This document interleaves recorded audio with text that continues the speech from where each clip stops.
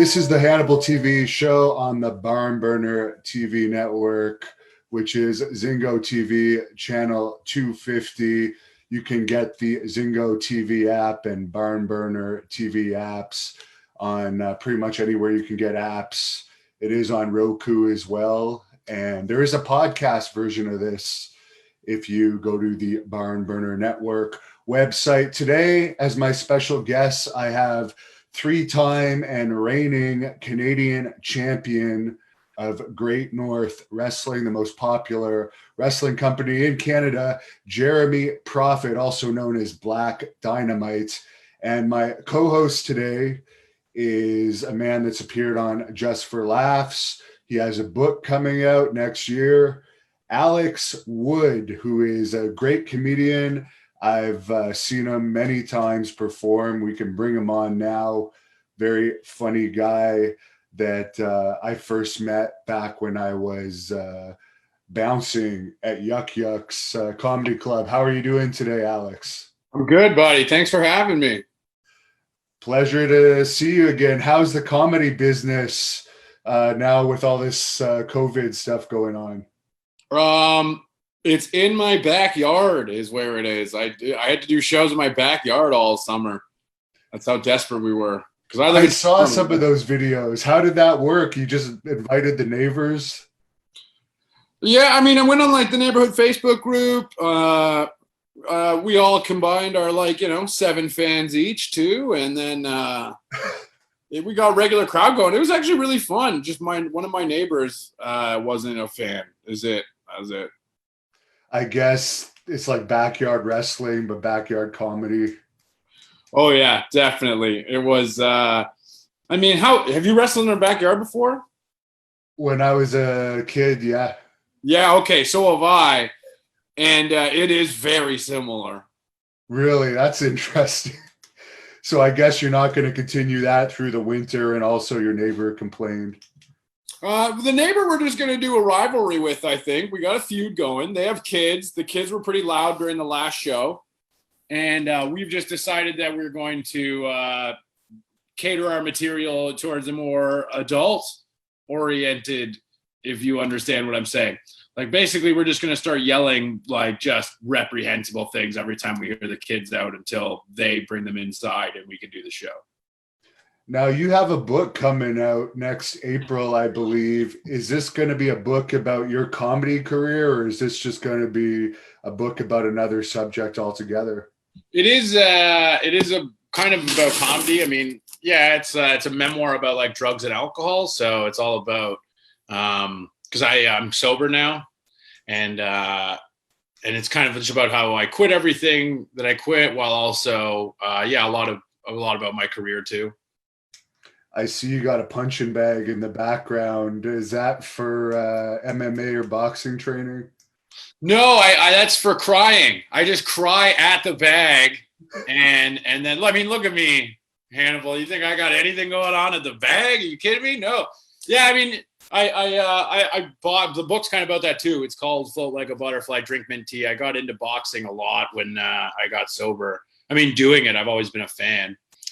But yeah, I was going to also start training wrestling this year. I was like, I want to have a match. Like, I've always wanted to. I mean, I've had matches, but like a real one. And then COVID hit, and I was like, well, that's going to have to be on pause for a while. Well, now you're about average size for a wrestler. It's not like it used to be. Yeah, it's true. It's true. That's wild to think about. Yeah, I could come in as like as a big unit in some in some respects.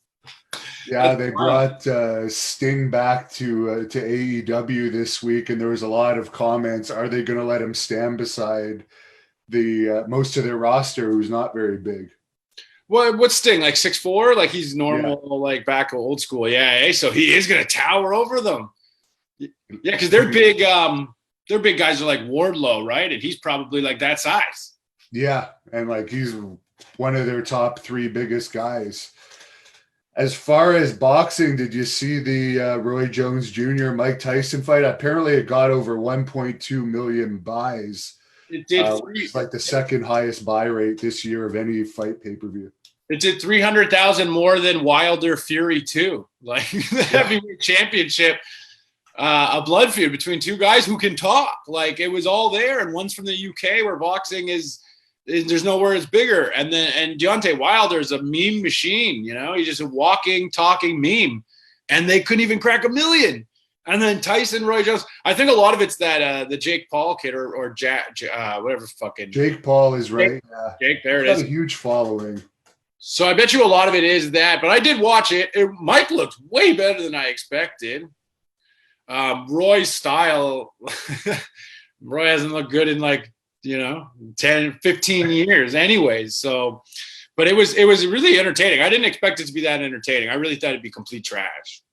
I almost fought Roy Jones like 3 or 4 years ago. They had a contest, this pay-per-view company. They wanted to have like an average Joe fight Roy Jones, but it was taking place in Arizona, and the Arizona Athletic Commission wouldn't sanction it because of our size difference. But I was like the most popular video that a fan submitted because I had like 60,000 views.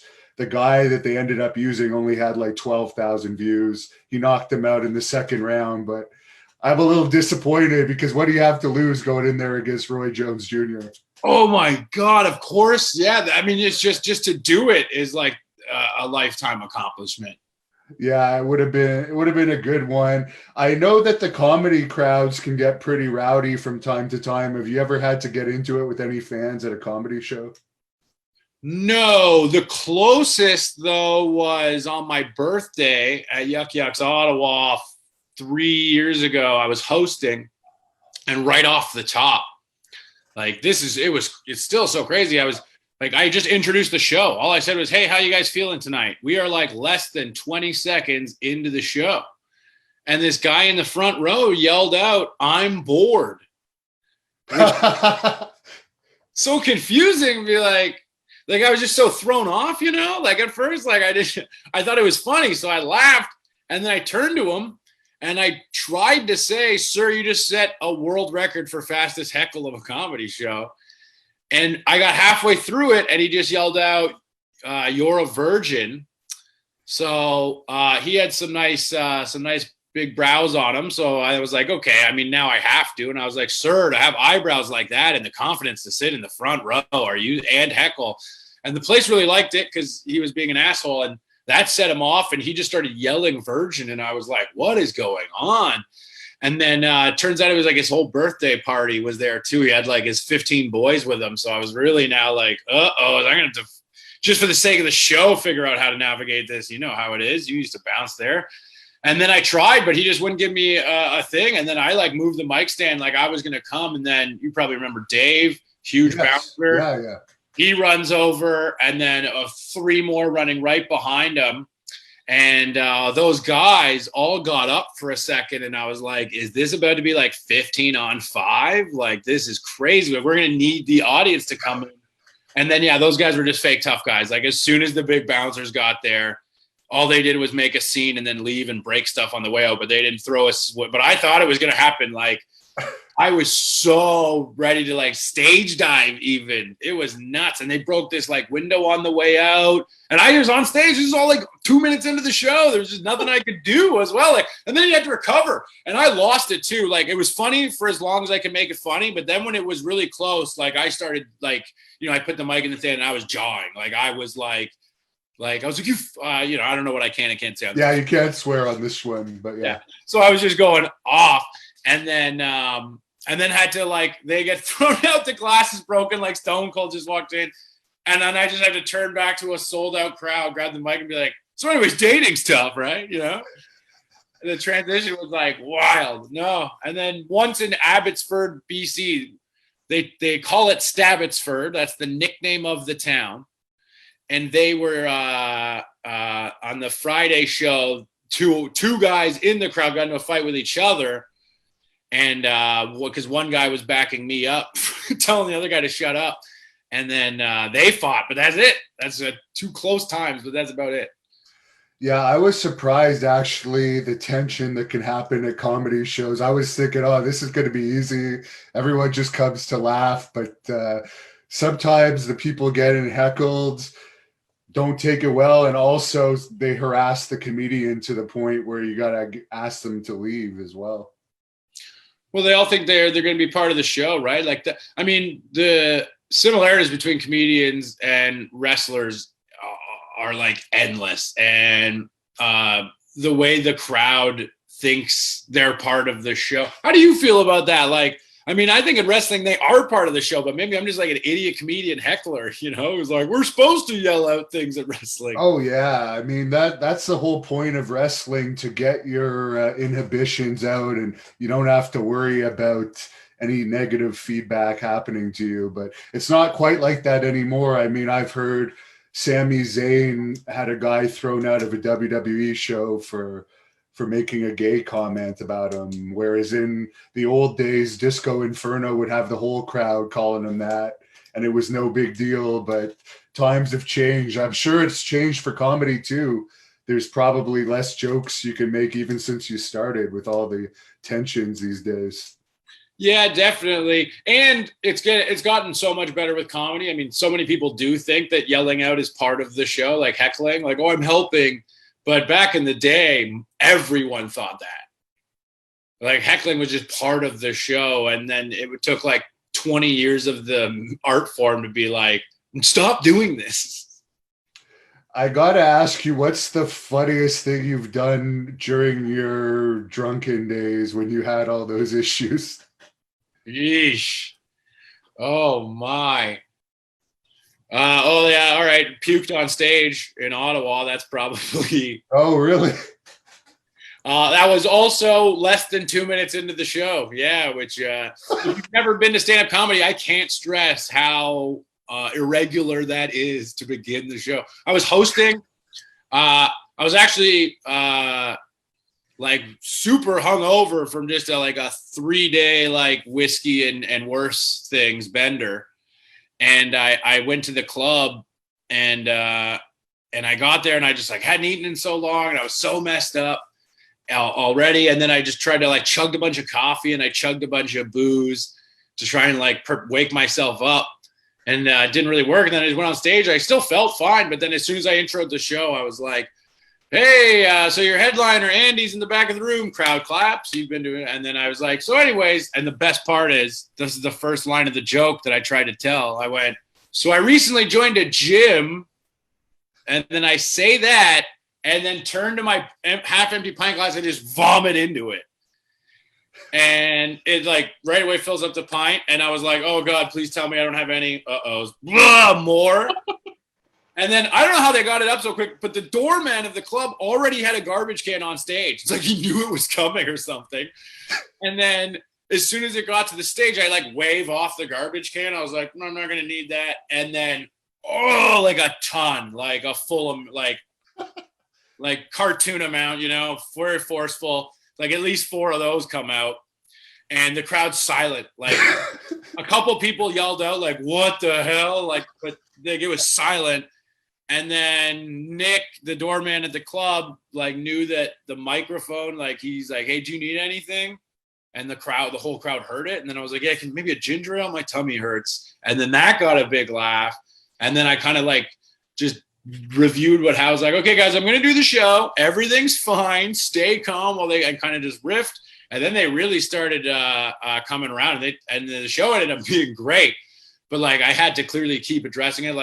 I was hosting, so then when I went on stage after I brought up the first act, I came back wearing just a garbage bag as a poncho, and just deadpanned it, didn't say anything. I went, hey, your next act coming to the stage, and I had to wait a full 45 seconds. It was nuts. People were going, because I just didn't break too. I was like, oh, I should be wearing this, I wish someone had that on tape. That would have gone viral without question.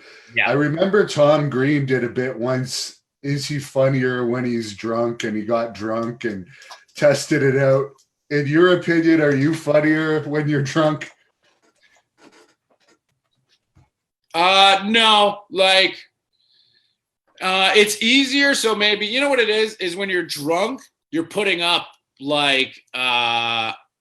so many home runs, but your batting average is trash and you're striking out a lot too. So it's really easy to hit the long ball when you're drunk because everybody loves a drunk, and especially like a confident idiot drunk who doesn't mind being the clown.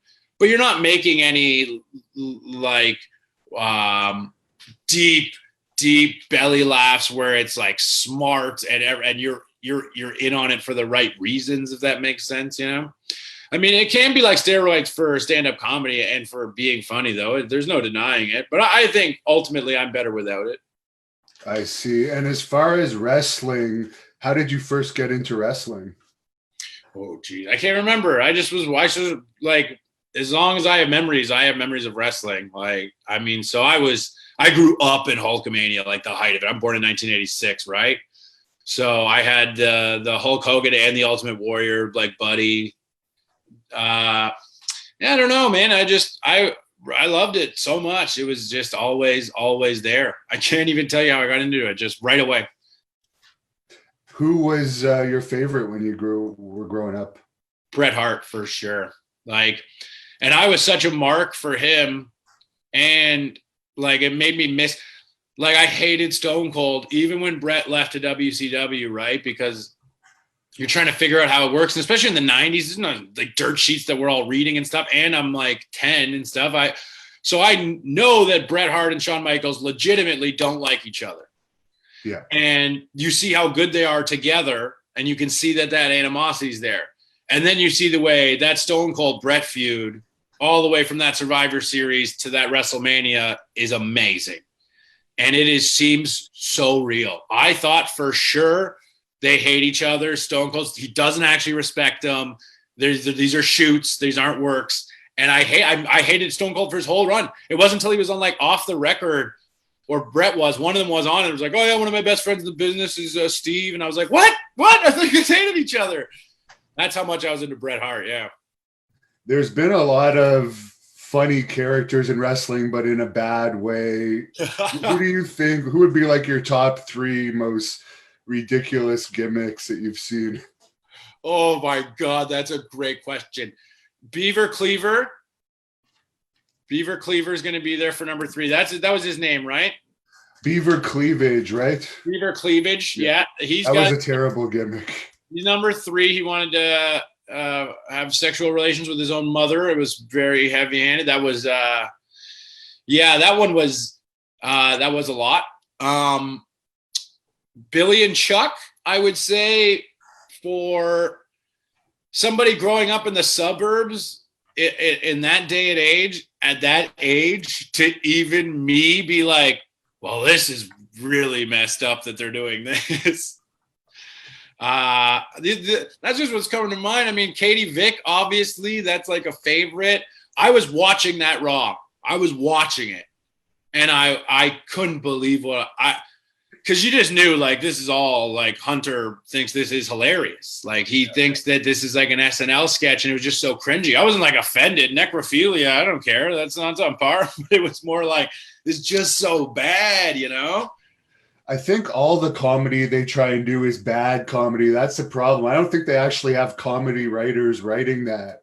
It's just, like, normal writers writing this terrible comedy. Oh, I completely agree with you. And even you look at the people who have been funny, with like The Rock and Mick Foley, and what do they all say? They wrote their own stuff. And it's like, these guys are funny. Just let them. You're not going to find out. Or even Austin was very funny towards the end, right? When he was like that heel who was in love with Vince. Let them do it. You're clearly terrible. When you do it, we get like Bastion Booger. And he's got to be up there with one of the bad gimmicks too. I remember he smelt really bad too. I was at a show when I was a kid, and I went to touch him, and like the BO on the guy was just awful. Oh man. Do you think now, is that living the gimmick, or was he just like that? I don't know if they based the gimmick off of him being a slob or not. It's hard to say. Maybe I shouldn't say this because he's dead now, but who knows? But I guess our other guest is here. He's not that funny of a guy from the time I've known him. 3-time and reigning Great North Wrestling Canadian champion, Black Dynamite, Jeremy Prophet. You guys can bring him on to join Alex and I. He should be appearing any second now. Here he is in a fancy studio, no less. How are you, Jeremy? We cannot hear you, or I can't. Can you, Alex? Well, I didn't see his mouth move either, so I wonder if he can hear us. I can definitely hear you guys. Oh, there you okay. Maybe I'm imagining. Maybe I've had too many concussions because I'm imagining that your mouth is moving. So how are you? You're showing off the pipes today. Hey, I got to use what works for me. And it's one of the few things I've been able to do during this lockdown is to try and get in the best shape possible. And hopefully once wrestling comes back, then, I can show people that I haven't just been sitting around on a couch eating chips and donuts like 3/4 of the wrestlers are doing out there. I'm looking at Alex's arms compared to yours, and there's quite a contrast. Let's go! Hey, not bad, not bad. I have nice soccer mom arms. Yeah. I see the punching bag there in the back. I mean, are you a boxer, martial artist? You got any skills like that we don't know about? Yeah, I've been throwing some 1-2s at the bag as often as I can during lockdown. He can also vomit on people if they cause him any trouble, apparently. You could have been the real Puke. Remember Puke, speaking of bad gimmicks? Mm-hmm. You could have done that. Draws, they switched it to. Very smart. Jeremy, do you think they forgave D'Lo too easily for breaking Draws' neck? Well, I mean, we don't know the circumstances around how it happened. The match never even aired. So, we know it's not ballet in there. We know that we have to take care of our opponents, but accidents can happen. So you can't hold it against the guy forever. And I think he got punishment enough. I mean, after that, his career kind of went downhill. He was in lowdown wearing a turban by the end of it. So it's not as though, they really praised him after this whole thing happened. In fact, I think he paid for it a lot longer than he should have. So is this your bedroom that you're in right now? No. This is actually the set of a pod of the Jofo podcast. I've been doing some work with them, some interviews as of late. And I just think it's a more professional place to be doing one of these. No offense to is it Alex? Is that your name? Yeah. See, I did my homework before coming on the air. No disrespect to Alex or anyone who does interviews like that, but I think, the people should be able to see something a little worthwhile here in the background if they don't like looking at my face. Well, he's got the punching bag in the background. That's pretty legit. Yep. Who's your favorite boxer, Jeremy? I know you've done some boxing and kickboxing training. Yep. For the longest time, my favorite boxer was Bernard Hopkins, the Executioner. Just loved his style, loved as much what he did in the ring as he did outside the ring, and the longevity that he had too. I'd really wanted to go see him box when he was in Quebec City, when he fought Jean Pascal. Didn't get the opportunity to go see it, but I would have loved that because Bernard Hopkins was someone that even in wrestling, like I take a lot of inspiration from his approach when he would go in there and fight people and he would, cut them down on the mic and stuff and then actually deliver when the bell rang. True. As far as what you've been doing during this lockdown, I've seen you've been doing a lot of videos with former Quebecer Pierre-Carl Ouellette. He's now doing like superhero type videos, I guess, and you're the super villain. Well, yeah, I mean, I got connected with him. It was random. It was actually through Jason, through Dark Cash. He called me up one day and said, hey, PCO is looking for some guys to beat up more or less. And my role in the show was supposed to just be a one-off, but I sat down and talked with Carl and, I wrestled him before in GNW. In fact, for as long as we've both been in the wrestling business, that was the only time I got to step in the ring with Carl on 2 occasions in Great North Wrestling. So that helped me get to know him a bit better. And we sat down and talked on the set of the episode that we were supposed to do.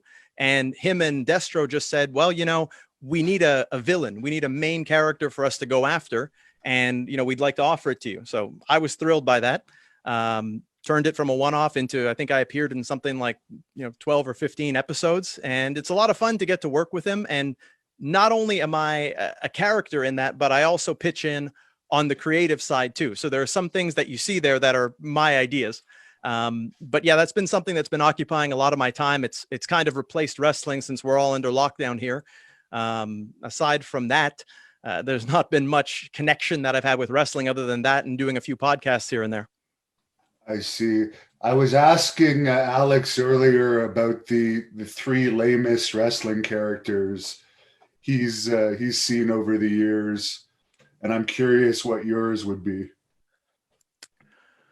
Oh, well, I mean, there's been a lot over the years. One that always stuck out to me as being really stupid was TL Hopper, the wrestling plumber. I thought that was really dumb. Worst characters. There was one in WCW, the Yeti, which was like a giant mummy. I think it was Ron Reese as a mummy. And he did this thing where he hugged Hogan along with Big Show. That was pretty lame. And if you want a current one, I don't know, maybe you get a kick out of this, but there's always Joey Ryan. You know, that's oh God, that kind of stuff was pretty lame too. So at least he's finally been outed. Yeah, as have a lot of people, because what can I say? You know, the wrestling business is filled with all kinds of shady characters, and I think it's good that people speak out. And it's a shame that two hardworking guys like you and I, you know, don't have a job with one of those bigger companies, but then you have all these other rapists and sex offenders and closeted sex offenders, whatever you want to call them, all these perverts ascending to these positions and getting hired to big time contracts, while the ones doing the honest work here and not causing that kind of trouble are still stuck on the sidelines. So, you know, it's good to see justice being served. It means more work for us, which is a good thing. And I think wrestling needed that cleansing that came from the speaking out movement. Alex, did you ever see Joey Ryan do his little gimmick where I guess his whole gimmick was he wanted people to grab his dick because his dick had like superpowers or whatever, according to the gimmick, and it turned out he ended up with like 17 accusers against him of various sexual deviant stuff. Yo, that is not a good look. At least the order was that. It would have been way worse if it was the other way around. Like, let's try and make something off of this, okay? I just Googled TL Hopper. I never saw him before. Say what you will about him, no one has ever looked at like perfectly suited for a gimmick like that. Like Glenn Jacobs as Kane is now number 2 to me. TL Hopper is now number 1. That guy looks like a plumber. True. And actually Kane had a really bad gimmick too before as the dentist, Isaac Yankem, before he was Kane. And the fake Diesel. Oh yeah, that's right. Yeah, we blocked that out of our minds. Jeremy, who are some of the most famous wrestlers you've been in the ring with for people that don't know? We all know Coco Beware is one of the highlights of your career. It always surprises me to see that video has so many hits where I tell it like it is about Coco. But, you know, I've been in the ring with a litany of top wrestlers, Hall of Famers, if you will. You know, I've faced, I guess the most high profile I would say is probably Rey Mysterio, since he is a former world and WWE champion. I had the privilege of being in the ring with him couple years back. Scott Steiner on 3 occasions for your company, Great North Wrestling. In fact, most of the big names I've been in the ring with have been in Great North Wrestling, and I thank you for those opportunities that you gave me. But yeah, tons of big names. I'm always at a loss for, you know, names because there's so many, but I could go through them. Chavo Guerrero, Carlito, Val Venus, Lanny Poffo, you know, who was once our good friend. I think maybe you and him have mended fences, but no, we haven't. No, you have. No, we haven't. We do not talk to each other. I always found that strange how Lanny, you know, kind of disassociated himself from us, despite all the great matches I had with him. When he got back with WWE, when he got back on good terms with WWE, he wanted to kind of whitewash everything he did in the past because he was very anti-WWE before. Well, not surprising he wouldn't be if they signed him up and gave him a payday. Either way, I mean, you know, I look back at Lanny, like I said, I enjoyed those matches I had with him. I enjoyed traveling with him. And I don't hesitate to mention him because he's Lanny Poffo. He's the Macho Man's brother. He's the genius, you know, and a lot of these people I think of that I faced, just trying to pull out a few more names, where Bobby Lashley, the Almighty, you know, faced him. Even for the AEW fans out there, I faced a lot of their guys. Lance Archer, which was in WWE, a tryout that I had back in 2010. Kurt Hawkins was his partner. You know, I faced Mark Quinn from Private Party, The Machine, Brian Cage. You know, I could go on and on about these guys who are now in these prominent positions in top companies, whether it be WWE, AEW, Impact, you know, all the big companies out there that maybe one day you and I will be working for.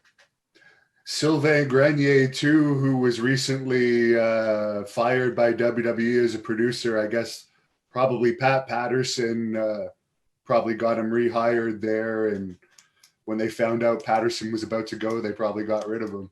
Oh, I didn't know that he was fired. I thought he was still working there. But the last I heard, well, Renee told me he's not working there anymore. Renee Dupree told me that, and he also said that Sylvain worked a recent Impact taping as a French commentator. I did see the thing about the French commentators. It was supposed to be him and Marc Blondin, but I heard they had some difficulties that it didn't end up working. That's what I heard from the fans around here that wanted to listen to Impact in French. But maybe it's a work in progress. Things are on the up and up for Impact. So good to see Sylvain still finding his way in wrestling. He did a lot of good for me, as did Pat.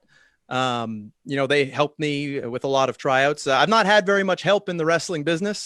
Something you can also relate to here. We've been two guys who are kind of self-made men, doing things our own way and trailblazing. But Sylvain and Pat would be two of the people that actually did help me out to a certain extent, put in words for me here and there.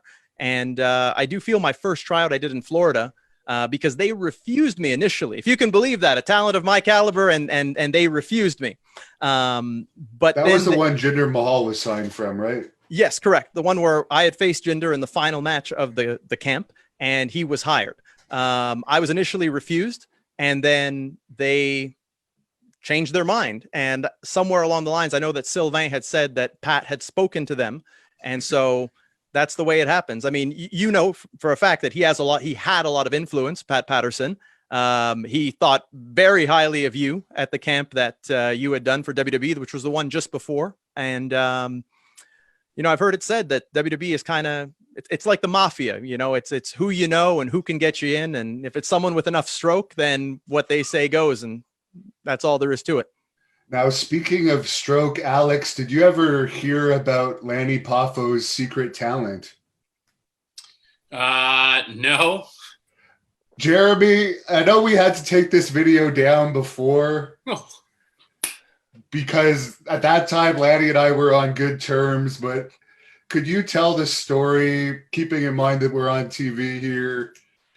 Oh, I mean, it's a well-known story. You could easily, Google Lanny Poffo talent. I mean, your car ride where he decided to divulge that to you in a bit of an awkward way while you were in a car alone with him. Yeah, well, without recreating it too much here, I'm not one to plead the fifth on these kinds of things, but we did have a car ride and the topic did come up. And I always found it funny that the way he said it was he brought up, did you know that I'm known for a talent? And I believe he said that Missy Hyatt had written about it in her book.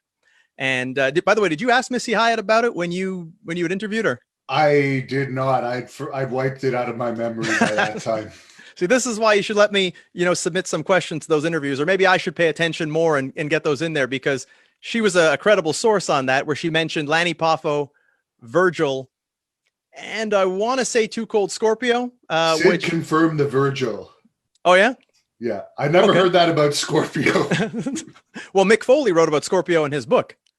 So I'm pretty sure anyone out there, while we keep this TV friendly, wants to Google Virgil, Too Cold Scorpio, Lanny Poffo, you'll find what they all have in common.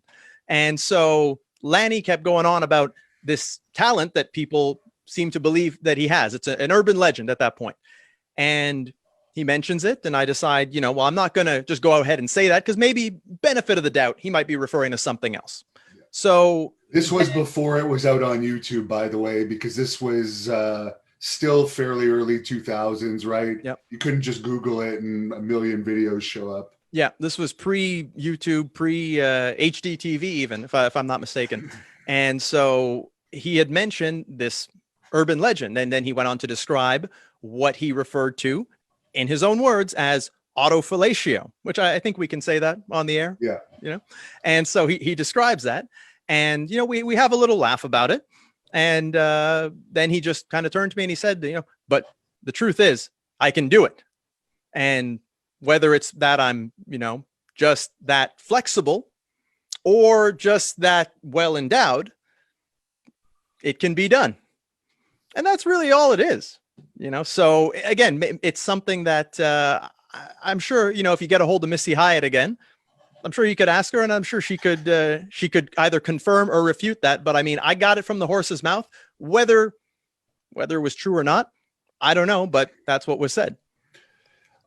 I do remember that the thing that I found interesting about the way he told it to you was it's just you guys in a car, and it's like a little awkward to hear that alone with a man that's 30 years older than you, or maybe even 40 years older than you. I don't know. Well, you know, it is what it is. You know, I enjoyed hanging out with Lanny. I thought he was a real blast, a real fun guy to have on the road. And, you know, we were with him in New Brunswick, here in Montreal. You brought him in. There was a lot of shows in Hawkesbury and Ottawa. And I thought he brought he brought something good to the locker room. He was funny. He was wise, and you know, he had a good knowledge of wrestling too. I don't have many bad memories of Lanny. I just think it's unfortunate that he disowned us the way he did. I actually like having him around. He is a funny guy, but I heard Bushwhacker Luke say this, and it is true. If there's any females around, he'll hit on them mercilessly, and not necessarily in a speaking out type of way, but like he'll hang around them and he'll be full of compliments, full of songs, as we saw in New Brunswick. Well, I think you have a video of him in a canoe, if I'm not mistaken. Yeah. Singing Old Man River with a young lady who's still currently wrestling now and doing pretty well for herself. But yeah, I'm sure if you wanted to dig up that clip, we could show everyone an example of his eccentric personality. Yeah, he's eccentric, all right. But can I just say though, for the record with Lanny, I never witnessed him do anything inappropriately or make any kind of unwanted advance on anyone. And I spent a good amount of time with him and with you on those shows. Never saw anything like that. So well, if you didn't see it, he can take care of it himself. Yeah. Well said.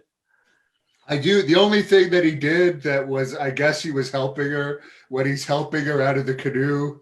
He does the old push on the ass. Really? Yeah. If you watch, this is the funniest part out of he's paddling around in the pond with the canoe. Then they get to the side and she starts walking up the hill, and he like takes his hand and gives her a push on the ass to get up the hill. Well, that's terrible. Wow. Maybe he was legitimately trying to help her. Who knows? I remember that I think he ended up having to pay for one of the paddles of the canoe because he got so caught up in the video he was filming that they didn't notice that the paddle, either he or the girl put down the paddle and it started sailing down the river. And then he got out and he attempted to get it, but he got blown up as he was trying to get to it. And then it just ended up sailing into the distance, and he ended up having to pay. I think he had to pay like $75 for it or something like that. Yeah, those New Brunswick events were adventures. They're very backwoods people there. Well, we were literally in the backwoods of New Brunswick. Have you ever performed comedy up there, Alex, at all? Oh yeah, I'd done St. Andrew, New Brunswick, and that's like in this resort that's like in the backwoods for sure.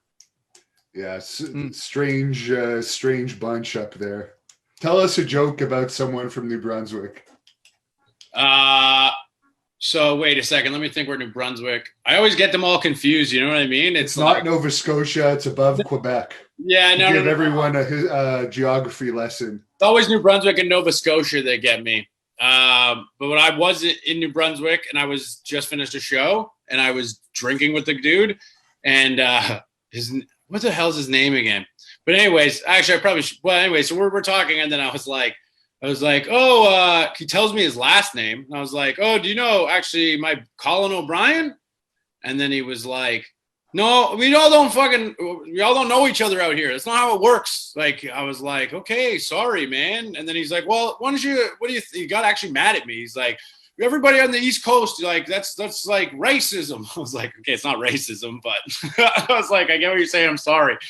And then 2 seconds later, I was just like, it's just like, yeah, man, I played hockey with him and my other buddy who like grew up here, Sean Hogan. And then he was like, okay, well, that's my cousin. I was like, oh, but you can't be mad at me for asking about the other dude. Then he's your first cousin.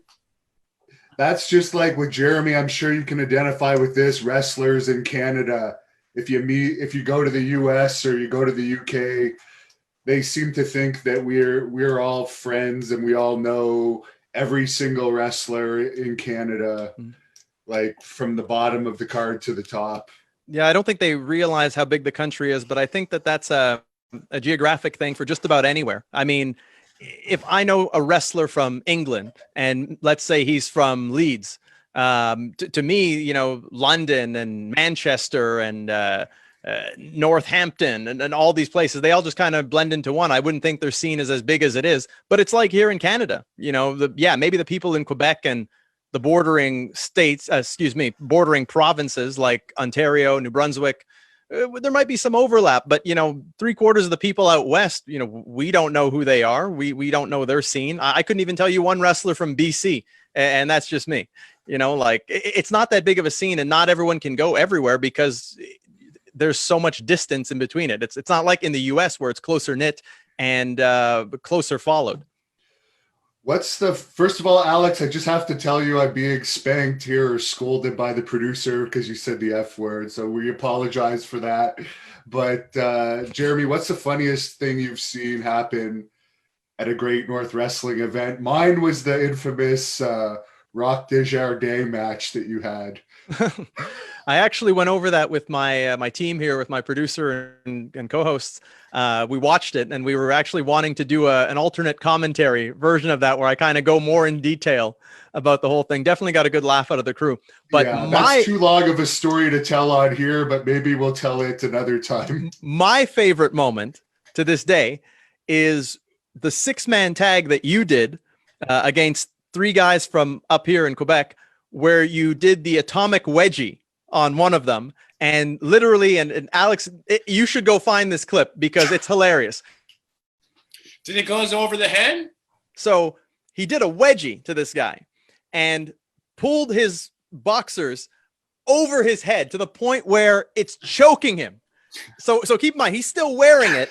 And one leg is now simultaneously, his leg is in it, but like half his body is in it, and it's choking him as he's raining down these heavy chops. And I mean, if you've ever seen Devin chop, it's probably the hardest chop in all of wrestling. So this guy's being choked by his own underwear, taking these chops, and that was just part of it. I mean, the whole match is hilarious. They get such a beating, these guys, and a lot of people will probably look at that and say, "Oh, you know, that was unprofessional, or it was a bullying," all these things they want to say, but they don't know the backstory to it. And I don't even know if you've ever told the backstory to it about how they were disrespectful in the locker room, how they threw people's bags around, went and put their feet up on the tables. And this is a very nice, classy bar establishment that we were performing in, sports bar. It was a comedy club, actually.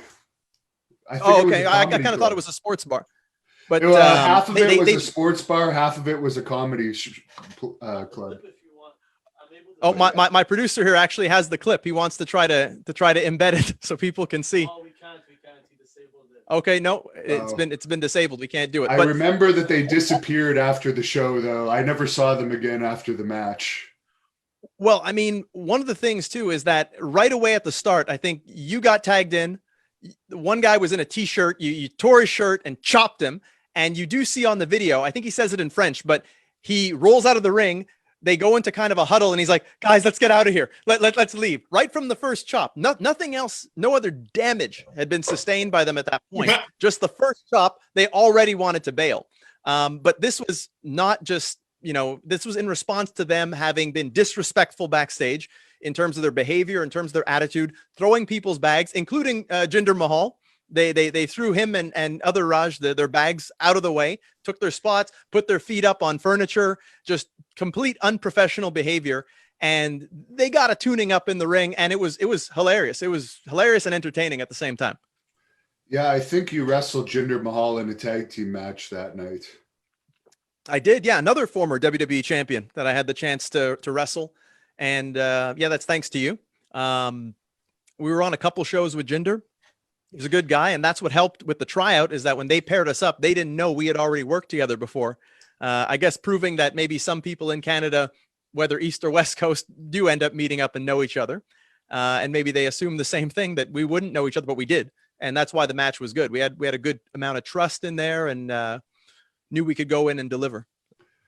Did you ever, Alex, get an atomic wedgie given to you on stage or give one to somebody? Definitely not on stage, but I have an older brother, so we've been down that road before too. Yeah. I mean, that would be funny if you're just like giving your speech and someone comes up behind you, pulls it right over your head. It would be funny. Well, if you next time we were at the Ottawa Club together, we'll work that out. I actually had a bad experience at the Ottawa Club with a chop. Speaking of Jeremy saying how hard I chop, there was a manager there. I don't even remember his name. He was also a quote unquote comedian, but he was terrible. But he was introducing me to introduce Hacksaw Jim Duggan one night. You may have heard this story. No, I didn't. They turned it into I know who you're talking about already. Yeah, because he's terrible, right? So he introduces me because he was on as the opening to introduce Hacksaw, and the crowd starts yelling "chop," and I'm looking at him, and like he's holding his chest out. He's not making any signs that he doesn't want to get chopped. So I chop him. He completely no-sells it. Walks off the stage. Okay, so I don't think anything else about it. Then when I wake up the next morning, I check my email and the owner of Yuck Yucks shows me this guy, my hand mark on his chest. He went to the hospital. He got x-rays on his chest, all this crap, as if I had actually like committed a serious assault and he might sue me. But this is from a guy that like made no sign for me not to chop him and didn't even sell that he was hurt. But apparently he actually went to the hospital. And that was one of the reasons why I didn't want to work there anymore, just because of what a baby he was being. But nothing came of it, of course, because there was a chop is a chop. It might sting a little bit, but it's not like I hit him in the face or like. I was supposed to host that weekend and I couldn't make it. How crazy is that? Well, that guy's a lot bigger than you, to be fair, though. This was not a small guy. I mean, he was, 230? He's not in shape, but fairly big guy. Well, I think a lot of people, they underestimate the power of chops because, it's the one thing where you can turn to the person beside you if you're in an audience at a wrestling show. And, if you have any doubts to the credibility of it, have the person beside you give you a chop with a good amount of force. You're going to feel that. And backhand or forehand? Forehand with your palm. Yeah. I mean, next time your big brother comes around, you can light him up with a good chop and ask him what he thinks of that. Yeah. Oh yeah. No, he's gained the COVID-15 and then some. I'm fine on him now. I don't need the chop. I'll go right down Broadway. Now, if you want to see some good chops, you should watch Devin and Terry Funk. And that was a hell of a fight. And he laid in some amazing chops on him in a fight where, Devin, you were fighting for your life in there. Terry wasn't going to go down without a fight. People always forget that he smashed a glass pitcher over my head and they give me all the heat because I gave him a couple chops. But you know what? He could have blinded me. He did bust me open off of that. And then there's a lot of comments. There's 5 versions of that video, millions of hits combined. They all hate that you're laughing. Everyone, pandemonium is ensuing. Like the audience, the best part about that incident was regular people in the audience got in to break it up. That's how much people got into that. And you're just sitting back in your chair, cackling away as all this stuff is going on. And you see, people want to give me heat for that, but they don't understand that is how I react in those situations. It was hilarious. I mean, right from the promo, right from what you said to him before it happened, that had me already in stitches. And then when the whole thing was going down, that's my reaction to it. It's better than Lanny Poffo's reaction to it, where he ran like a scared child to the other side of the room. There's a great shot of him. He ran to hide behind me after I just, lambasted him about how I was going to end his career and put him into an old folks home when I was done with him. I'm his opponent for the next day, and he ran to hide behind me. That was the funniest part to me. When you look at Lanny's face, there's genuine fear. I saw that happen again too, a second time. There was some incident after a show in Hawkesbury, and I had to like get aggressive with some people, and he runs. He'll like take off if there's any like serious altercation about to take place. Well, you also had that altercation with him, and I think that was in New Brunswick too. Yeah, I was that there. Honky Tonk Man was there. He got upset because you tore his shirt and he had no clothes. It's funny because that was over 10 years ago now, and he said he was too old to wrestle. But before COVID, he was still wrestling. But as we wrap up here, because we got to wrap up by 7:55, Alex, where can people follow you on social media, and where can people buy your book that's coming out? So Wood Comedy, like Wood, like my last name, then Comedy on Twitter and Instagram, and that's my email too at Gmail. And then the book is on pre-sale right now on Arsenal Pulp's website. Comes out April 1st in bookstores across Canada. It's called Float Like a Butterfly, Drink Mint Tea. Well, good luck. Congratulations on your sobriety. Anything you want to say to the fans here before you go off? I mean, I don't want to like start up. Well, I mean, I have questions more than anything. I love AEW. I'm watching it more than anything else now. It's like my go-to thing, but I have like one criticism of it, and it's they need to stop so many high spots. I feel a little bit like Jim Cornette here, but they just cool it this much on the high spots, and it's like the best wrestling promotion I've ever seen. But supposedly they had a run in every segment this week. Oh, that's not like them. I don't know. I've given them a few chances, but I gave up. But thanks for coming on, Alex. We got less than a minute left. Jeremy, where can we follow you? You can follow me on Twitter at Jeremy Prophet, spelt exactly the way it is under my name here on the screen. If we can get any of your 200,000 plus followers to follow me, I'd love it. Looking for followers on Twitter at Jeremy Prophet, and you can find out all about me. Twitter is not very popular in Canada, as I think we all can agree on. In the US, it's big. And we're at thehannibaltv.com and youtube.com/thehannibaltv. We have over 227 subscribers now, 227,000 subscribers, 100,000. Actually, what's going on? I'm losing my mind here. But anyways, 150 million views. Follow us there, and Twitter and Instagram at The Hannibal TV. Jeremy, I'll let you close this. Yep. Well, one last thing is you guys can also find me here on Jofo in the Ring. It's a great podcast. And for a sneak peek of the next episode, I think we're going to be doing an interview with you. So that should be super exciting. And thanks for having me on. And I hope everyone's enjoyed the show, even though there was some cursing from Alex. Bad boy. And this show can be downloaded on the Zingo TV app. You can get it at the Barn Burner TV app as well, and all of their social media. So thanks again, Alex. They're still giving us a couple more seconds. You want to close us off with something funny? I'm really fudging sorry. Thank you for watching the Hannibal TV. Please like this video if you enjoyed it, and click the subscribe button to not miss any of our latest shoot interviews, match videos, or news updates. Support us on patreon.com for $1.99 a month to watch our full shoot interviews ad-free and help our channel grow. Follow us on Twitter at The Hannibal TV for instant updates.